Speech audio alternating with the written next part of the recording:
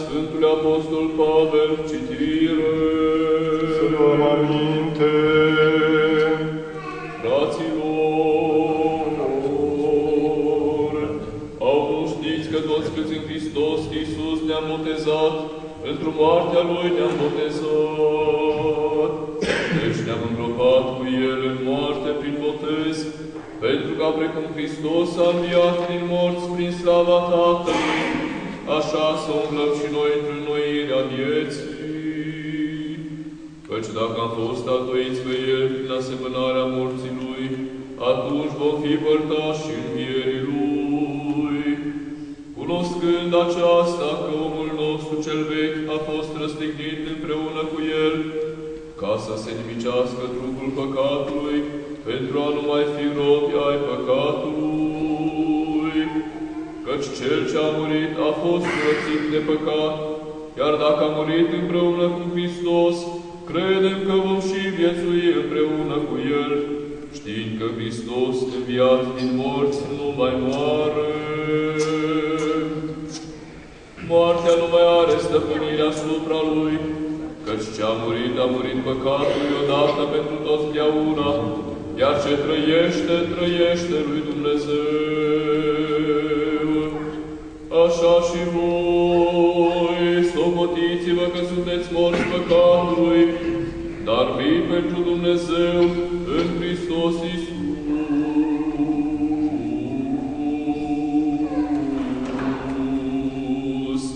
Domnul nostru.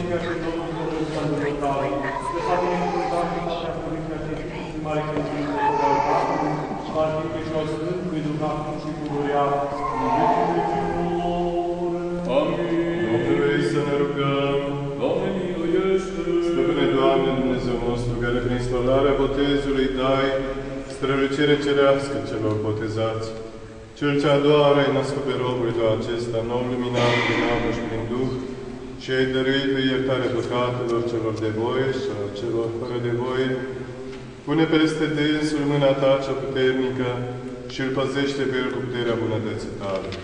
Ferește iar buna nefurată și îl învrednicește pe el de viața cea de veci și de cele bine plăcute ție.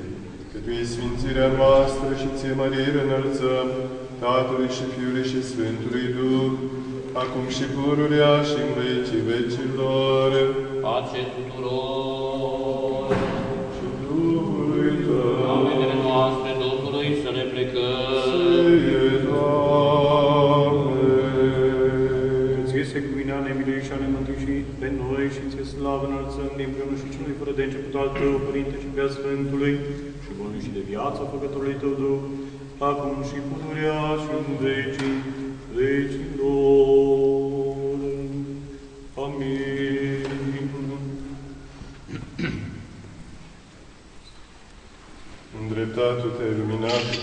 sfințit, Tu te-ai spălat, Tu te-ai numele Tatălui, a Fiului și a Sfântului Duh, acum și pururea și în vecii vecilor. Amin. Botezat, Tu te-ai luminat, Tu te-ai miruit, Tu te-ai sfințit, Tu te-ai spălat, Tu te-ai numele Tatălui, a Fiului și a Sfântului Duh, acum și pururea și în vecii vecilor. Amin. Domnului să ne rugăm. Doamne, miluiește! Stăpâne, Doamne, Dumnezeul nostru, care cu chipul Tău ai cinstit pe om, întocmindu-l din suflet cugetător și dintr-o bine alcătuit ca trupul să slujească sufletului, și punând capul peste celelalte mădulare, așezat în el mai multe simțiri ca nu se învietică una pe alta, și a acoperit capul cu per ca să nu se vateme de schimbările vremii și toate mădulare lui spre trebuință l-ai sădit. Ca pentru toate să-ți mulțumească Ție, prea bunule Meșter, însuși Stăpâne, Cel ce prin vasul Tău cel ales Apostolul Pavel, ne-ai poruncit nouă ca toate să le facem spre slava Ta. Pe robul Tău, Ioan Gabriel, care începe a ștunde părul capului, să-l binecuvintează-l împreună cu nașii lui, și le dă-lor să gândească toate legea Ta, să facă cele bine plăcute Ție, că milostiv și iubitor de oameni, Dumnezeu Ție slavă înălțăm, Tatălui și Fiului și Sfântului Duh, acum și pururea și în vecii vecilor. Domn, pace tuturor! Capetele voastre, Domnului, să le plecați! Doamne, Dumnezeul nostru, Cel ce prin săvârșirea tainei Sfântului Botez și bunătatea Ta ai sfințit pe cei ce cred în Tine, binecuvântează pruncul acesta și se coboare peste capul lui binecuvântarea Ta și trec mai binecuvânta prin prorocul Samuel, împăratul David. Binecuvântează și capul robului Tău acesta, Ioan Gabriel, prin mâna mea a păcătosului, însoțindu-l pe el cu Duhul Tău cel Sfânt, ca sporind cu creșterea și căruntețile bătrâneților, să-ți înalțe slavă, să vadă bunătățile Ierusalimului în toate zilele vieții sale. Că Ție să vină toată mărirea, cinstea și închinăciunea Tatălui și Fiului și Sfântului Duh, acum și pururea și în vecii vecilor. Amin. Se tunde robul Dumnezeu Ioan Gabriel. În numele Tatălui și al Fiului și al Sfântului Duh.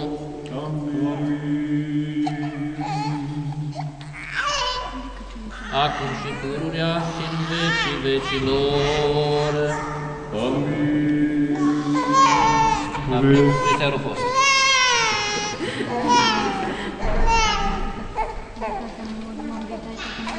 Miluiește-ne pe noi, Dumnezeule, după mare mila Ta neînvânt și auzi-ne și ne miluiește. Doamne, miluiește, Doamne, miluiește, Doamne, miluiește. Pentru acest nou botezat de robul Tău, Ioan Gabriel, pentru sănătatea și mântuirea lui. Doamne, miluiește, Doamne, miluiește, Doamne, miluiește. Încă ne rugăm pentru robii Tăi, preotul Cornel, Raluca, Adrian, Erica, nașii care au primit pe pruncul acesta pentru sănătatea și mântuirea lor. Doamne, miluiește, Doamne, miluiește, Doamne, miluiește. Sfântul de oameni, Dumnezeule, și Ție slavă înălțăm Tatălui, Fiului și Sfântului Duh, acum și pururea și în vecii vecilor. Hristos a înviat din morți cu moartea premoarte călcând. Celor din morminte viața dăruindu-le, Doamne, miluiește, Doamne, miluiește, Doamne, miluiește. Hristos a înviat din morți cu moartea pe moarte călcând, adevăratul Dumnezeul nostru a înviat, pentru că și nepreacuratei Maicii sale ale Sfinților Măriților și minunăților apostoli, cu puterea cinstită și de viață făcătoarei cruci, pentru rugăciunile tuturor Sfinților, să ne miluiască, să ne mântuiască pe noi ca o mulți de oameni iubitori. Hristos a înviat, Hristos a înviat, Hristos a înviat, viață veșnică și mare milă, închinăm-ne Sfintele Celei de Andreea zi.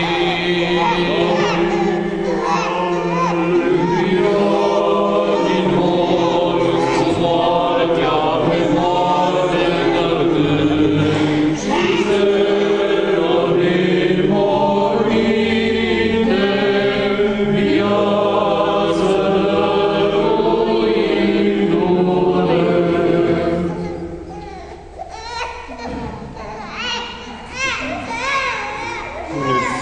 Puneți-l cu capul pe umărul drept, puneți-l cu capul pe umărul drept și haideți la împărtășire.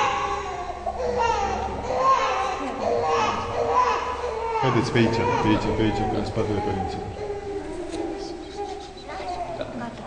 Și întoarceți-l cu fața spre mine și cu capul pe umărul drept. Așa, perfect.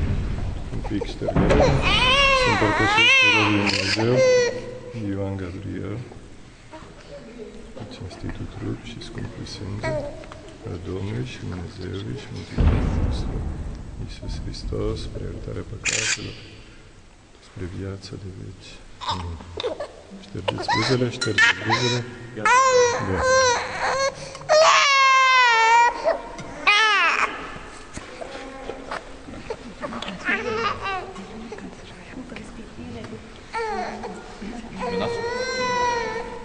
Așa.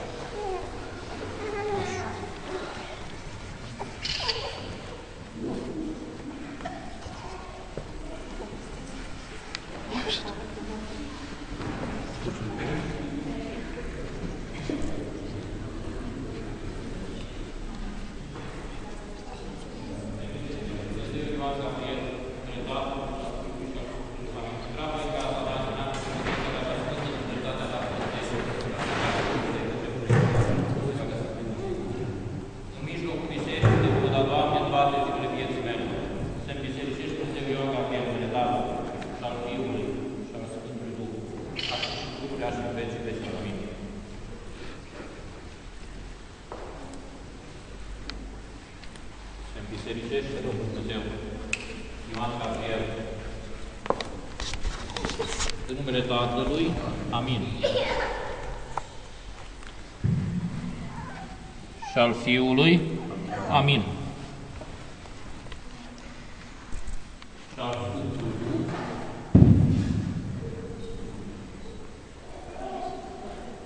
acum și pururea și în vecii vecilor, amin. Altarele tale, Doamne, toate trebuințele și de se bisericește Dumnezeu. Ioan Gabriel. În numele Tatălui. Amin. Și al Fiului. Amin. Și al Sfântului Duh. Acum și pururea și în vecii vecilor. Amin.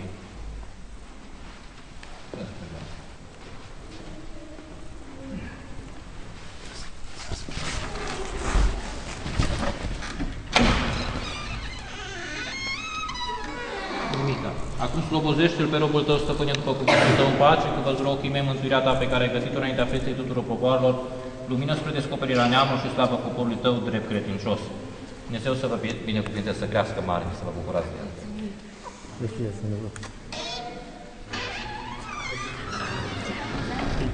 Bravo!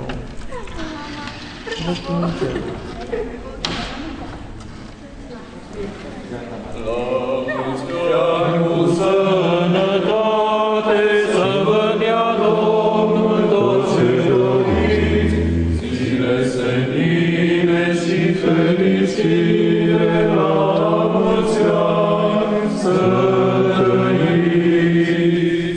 Mulți ani, mulți ani, mulți ani trăiască, mulți ani. Dumnezeu să primească, să-L crească mare. Mulțumim, părinților, mulțumim frumos. Dumnezeu să primească.